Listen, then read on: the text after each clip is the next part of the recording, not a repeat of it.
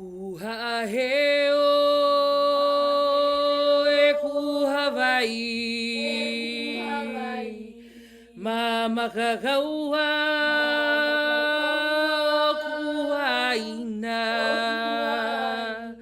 O ke e huka kahiaka O na o iwi o Hawaii nei No kula hui e hawi pau a I o la mau. Kuhaheo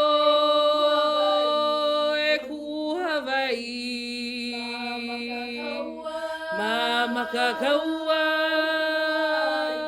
o kuhaina O ke e huka kahiaka O na o iwi o Hawaii nei No kula hui e hawi pau a I o la mau.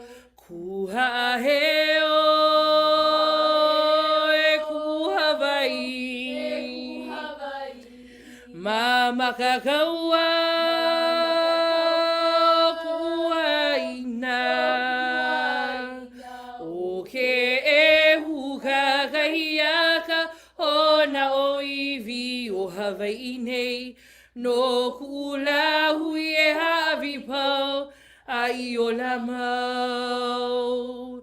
No kula hui e hawi pau a I o la mau.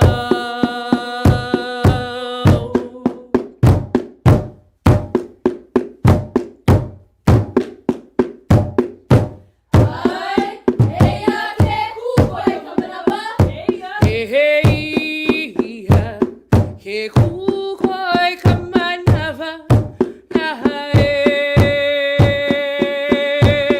He anoi ka uneli aneila E hali o kalani ka pulanila Nahapua hao ka ohao kalanila Lahae, lahae, lahae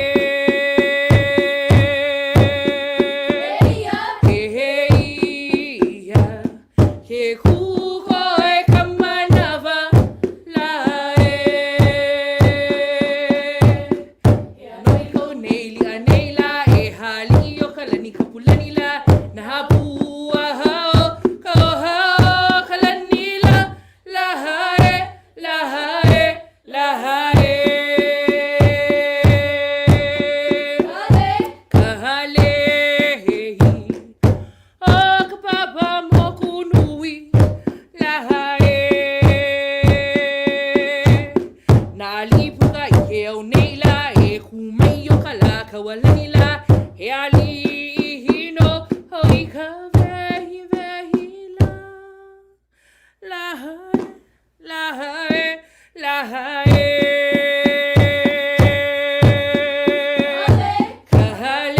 Kahalehi O ka papa mo kunui Lahae Na alipuka I ke au neila E kumei o ka la kawalanila He ali hino hoi ka vehi vehi la Lahae, lahae, lahae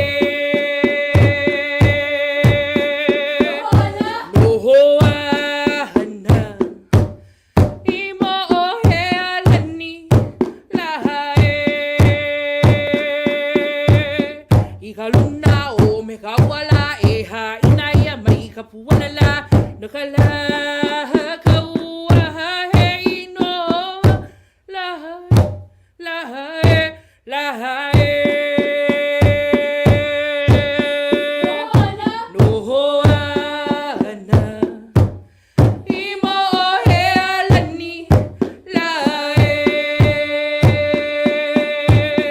I ka luna o me ka wala E haina ia mai ka puanala No ka la kaua he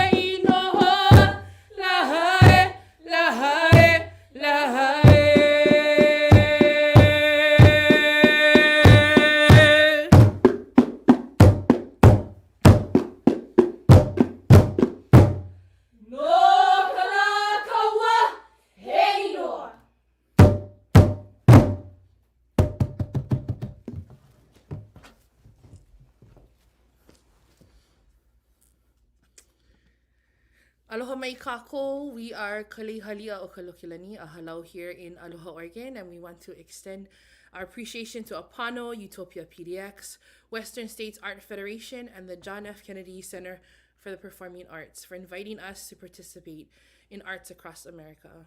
Before we continue, and in honor of today's program, as an Indigenous Kanaka of Hawaii and a member of the community here in Oregon, we would like to take this opportunity to mahalo and acknowledge the original caretakers of this land. Our halau resides on the ancestral lands of the Atfalari people. The Atfalari Indians are a small tribe of Oregon and the relatives of the Kalapuya tribes. Like many other West Coast Indian tribes, the Atfalari people were relocated to the Grand Ronde Reservation in Oregon during the 1800s. There, they were merged with other native tribes and their language rapidly vanished. The Atfalari Kalapuya language is no longer spoken today, but through the efforts of some of the young people working to learn their ancestral language, they hope to see a revival of a language that once flourished this aina. Mahalo e nā poe o mokuhonu. Language is the foundation of who we are as a halau.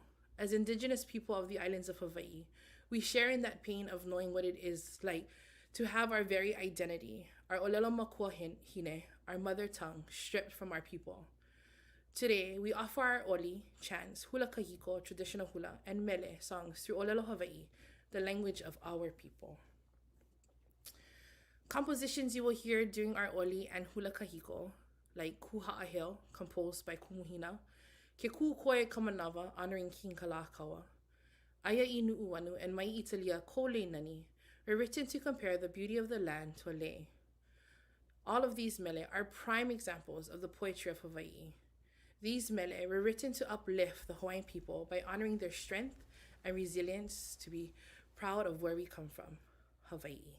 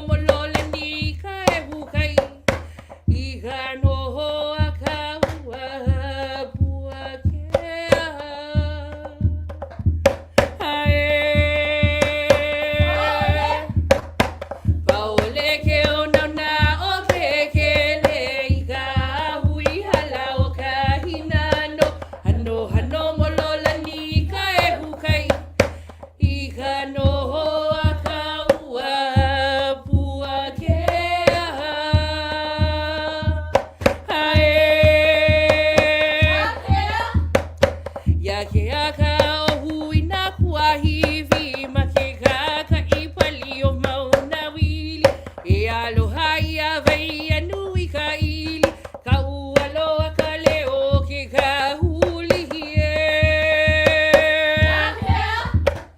Ya ke aka o hui na kuahivi, ma ke kaka I pali o mauna wili. E aloha ia vai anui ka ili, ka ualoa ka leo ke ka huli hie. Haina ke ali ino na ka lehi no ka piolani ka iu o luna ha.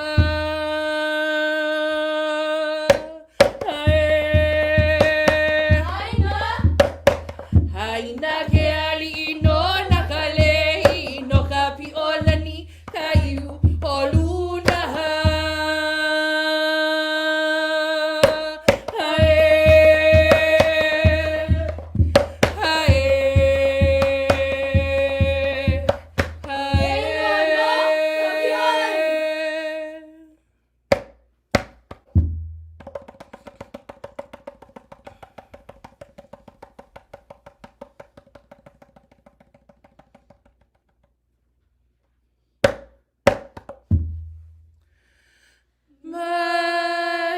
Maitalia koleinani o ka opu uliko ke kalaunu. Wahana no e auia e palani, kino hino hilua ke akuhue. Maitalia koleinani o ka opu uliko ke kalaunu. Wahana no e auia e palani, kino hino hilua ke akuhue. Maitalia koleinani o ka opu uliko ke kalaunu.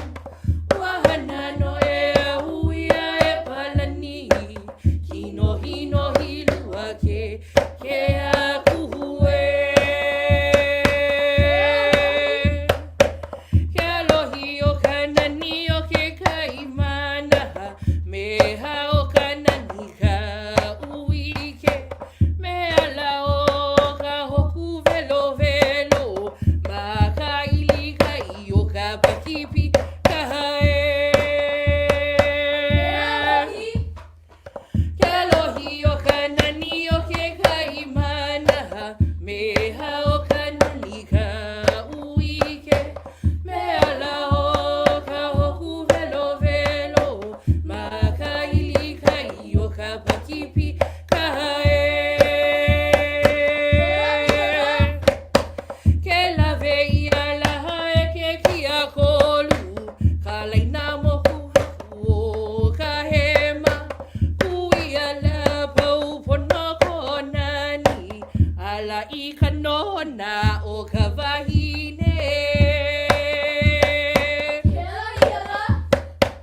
Ke lave ia laha e ke kia kolu, ka laina moku ahi o ka hema. Kui ala pau pono konani, ala I ka nona o ka wahine.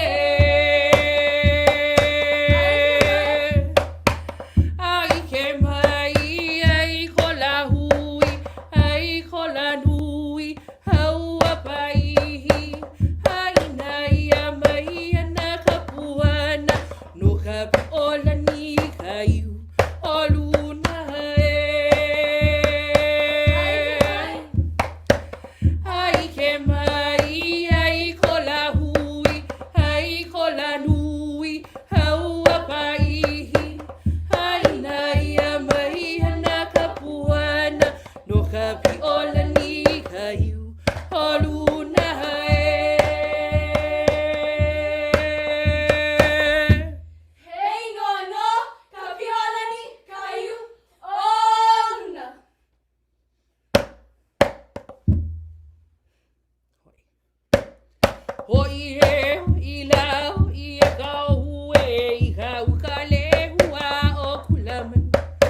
Ono nai ke alala ua ke kupu kupu. Kupua e ke aloha no hopono kanu e. Hey no no, hiakai kupolio pele.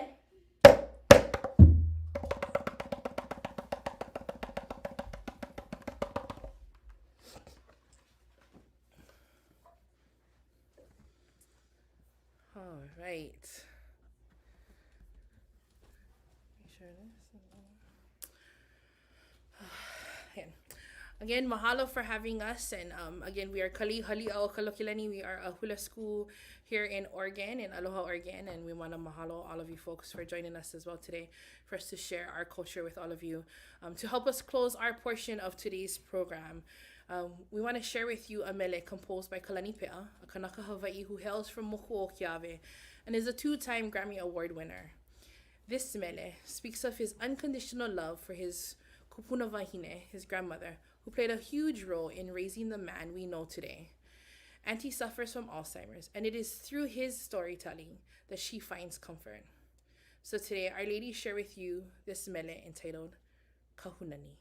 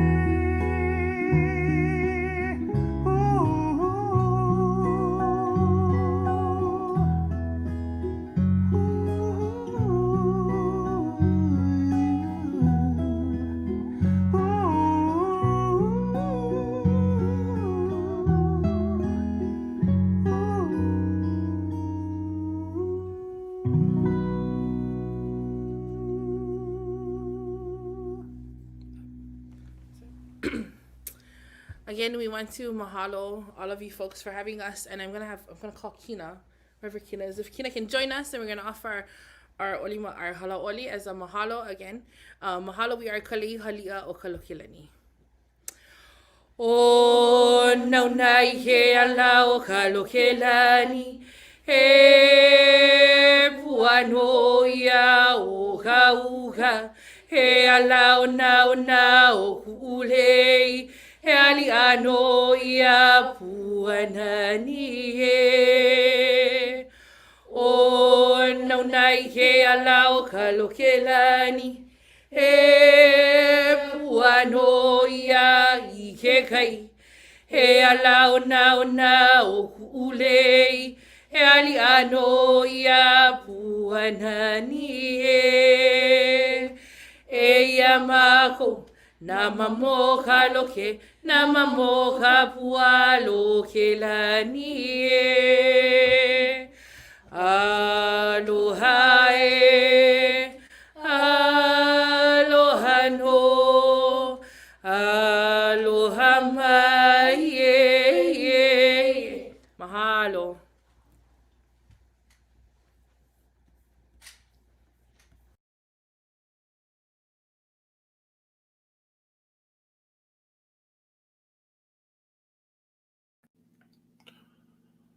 Born a child of two oceans, brown skin, brown eyes, thick hair and thicker thighs, confined to an in-betweenness. Bleeding soil, stolen and scarred, the space that separates my mother's ocean from my father's ocean. This place between places me between, maps twisted into roots marking freedom and mats, woven with the history of a family. Rooted in two colonial triangles, one stolen from their land, shaved heads, clipped tongues, bound hands, forced to forget their sands while building a new country on the home of truer people. One with their land stolen, indigenous waste stuffed into a tuna can, loaded into a star-spangled banger and fired at a fale until it resembled a church. The vastness of our identity, contained by invisible lines, conditioned to believe lies that tell us the only way towards liberation is through leather-laced masculinity or down the barrel of imperialism. The vastness of our identity stripped of its name, hair, language, stolen and strapped to the bottom of a ship, hoping to be swallowed away by the salt of the sea. My father's ancestors found freedom in the same place that my mother's ancestors call sacred space. When I visit the ocean now, I can hear their cries for peace, their chants to the future, and I know that there is salt in my blood. Talofa lava, everyone.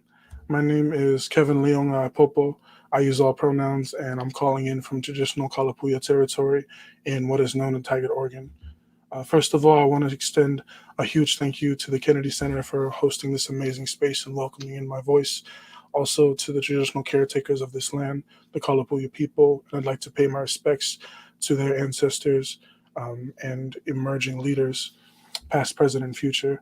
And also a huge whawhitai lava to Kumule and their wonderful halau. That was an amazing way to begin the program. The piece that I just shared was titled As I Am, and it is a testament to my identity as a Samoan and Black American person. It was born out of an understanding of my place in unceded land that lies directly between my mother and my father's ancestral homelands, and really the unity of what is possible because I'm here. I'll be sharing 3 more pieces in my short time with you all. And if y'all feel compelled to, please drop chats in the comment section and everything on Facebook. It's a lot of give and take with these sort of performances. And when I see y'all giving love, I can give it right back. So much appreciated. The second piece that I'm sharing today is called The Water Talks. And it was born out of an interrogation of the relationship between the Black body and the ocean in respects to the transatlantic slave trade. So writing this piece was a very big form of healing for me and addressing a lot of the generational trauma that exists in my family. The water talks. It calls you in, whispers in your ear, thunders into your soul with crashes and chants that echo the story of you, but only if you can swim. You see, my father doesn't know how to swim. Like many black men, he has become the joke, the stereotype, the typical non-swimming Negro, which is to say he was tongueless near the shore, he was deaf at the ocean, he couldn't speak water. Saltwater serenades were always muffled by generations of his blackness that had settled into the blackness of the Atlantic floor. Putting your head underwater becomes difficult when you're being swallowed by the sounds of your ancestors' mourning. Bones, gifted to the water. She took these bones and gave them peace, let them rest in the sand so that they may look up towards future generations. She took their skin and softened the scars, massaging it into foam so that they may settle back onto the shores that were once called home. She took their tongues and set them free, crafting ways so that they could speak to those left, those stolen, and those given to the water. The water talks. It scolds you for your arrogance. It says, "Sweet child, you know damn well I ain't raised you to act like that. Come on in this water, it ain't gonna hurt you." Yet, despite this reassurance, it always took my father so much effort to get into the water. He had grown harsh, rugged, and afraid. A lifetime of Black Americanism had left little room for anything beyond living. Systemic oppression silenced his imagination for liberation and replaced it with two goals: be Black, survive. Be Black, survive. Be Black, survive. How could he stay afloat in the ocean when he was still bound to the weight of his ancestors' chains? Submitting to one of your people's largest graveyards doesn't coincide with the goals, no matter how sweet Big Mama's voice is. And so he grew to be tongueless near the shore, deaf at the ocean, unable to speak water. Not because it was easier, but because it's what he had to do to survive. You can't risk drowning in generations of trauma when you're already drowning in generations of trauma. I have barely got my head above water now. My eyes and nose rising above the surface, enough to look upwards and breathe freely.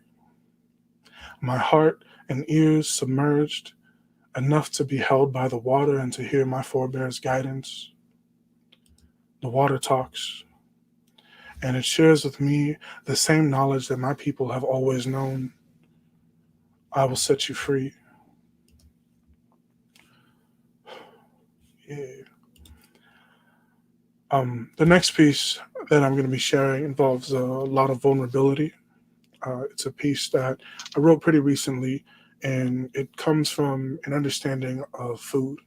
So for Indigenous people, for Samoan people, food is a very important part of our relationship with each other, and eating and giving food is a very big way to show love. And I found that in my upbringing, this understanding of love was the result of like me developing some eating disorders and some very unhealthy relationships with my body. And I wasn't able to reconnect with my cultural identity until I gave myself peace and like forgave myself for existing the way that I did. So gonna be a little heavy. I appreciate some grace on this one. And this piece is called Big Body. Baby, I'm big. I'm big because my mama loves me. I'm big because my mama's mama loves me. I'm big because my mama's mama loves me. My thick thighs are a living testament to the fact that my brother would never let me go hungry. My muffin top is blessed with coconut oil kisses, a lullaby living in my stretch marks, love letters draped across my waistline. In Samoan, the word for stomach is manava, literally translating to the space that relates to your power. So whenever my family sees me, they say, "Come sit, come eat, I love you." On the day that I stopped loving myself, food never tasted the same. The taste of my auntie's embrace became dull, and I slowly forgot the palate that was gifted to me. Sapsui was now self-doubt. Cocoa rice sprouted as relentless shame, and as I grew to be more full, I became more empty. I came to understand binge eating as self-care, eating my own heart out so that I could remember what it felt like to be loved, eating my own heart out so that I could feel this void in my soul, in my stomach, in my manava. All the blessings poured onto my plate only pushed me deeper into pain. How could this big body be a testament to my family's love and my self-hatred? A melting pot of YouTube motivational videos, shop talk from my barber, and more than enough weight-based depression sent me out on a mission to kill my fat self 1 pound at a time. Trying to keep my calorie count lower than the number of cuts on my knuckles, I thought I loved myself more than I ever had when I only ate once every 28 hours.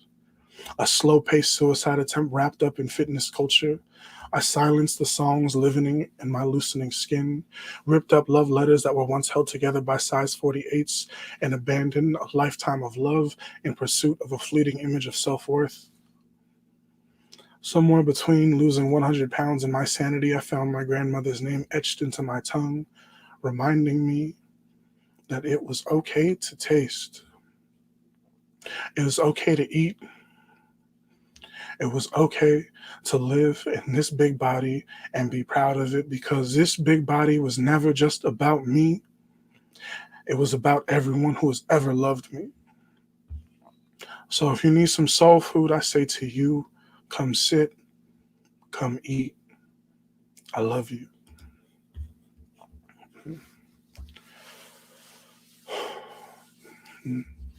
Fafatai for all the grace and vulnerability y'all are allowing me. I see some comments. I love y'all too. I appreciate it. My heart is feeling very big, and I'm excited to step into this last piece, which I actually wrote earlier today. In this piece, just thinking about the idea of indigeneity and what that means for me as someone who is a settler on unceded land. We're always talking about what it means to be indigenous. And I recognize that as someone who is not of Indigenous American descent, that I hold a lot of privileges in the way that I move through this land, and that the circumstances that have brought me here are drastically different than the people who call this place their ancestral lands. And so I wrote this piece as sort of a love letter to what it means to be Indigenous and to stand in solidarity with the folks who call this place their home. And this piece is called Once and Always Our Home. The story of our people is woven into the land, not carved into its skin. The genealogy of life givers and healers created with the land, our brown skin a testament to the earth we were molded from. There are bones here, sacred identities seeded into the soil our ancestors planted, where we are now harvesting, live, and survive. Namato tutula au maine. On the journey to where I am today, I have rested under many trees. A home becomes a forest when 3 generations share the space, the blessings of shade, a reminder that we are the culmination of countless dreams and efforts. When we say land back, it is not a request to be parceled out pieces of property. It is a demand for our ancestral homes to be in the hands of their rightful caretakers, the will for our seeds live and thrive, to grow without inhibition. Land back means land back, nothing less. All right. Well, that is all the time I have to share with you all today. I want to once again extend a huge whawhitai tele lava to all of you for tuning in, listening to some of the words I have to share. And again, a reminder that if you're living in the United States, you're most likely on unceded indigenous land. And if you're unfamiliar with whose land you are settling on, you can visit native-land.ca. And almost anywhere in the world, it'll be able to tell you whose land you're settling on, so that you can properly thank those folks and recognize where they're coming from. So once again, big thanks. My heart goes out to you all.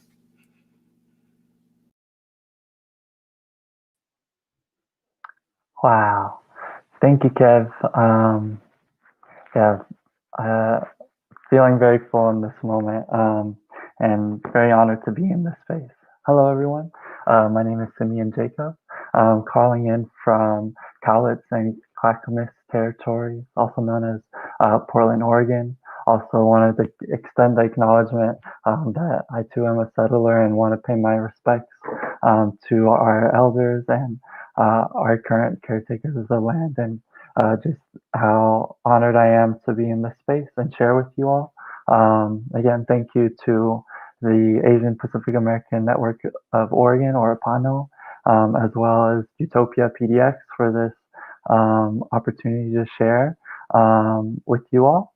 I am sharing a dance performance. I'm pretty excited.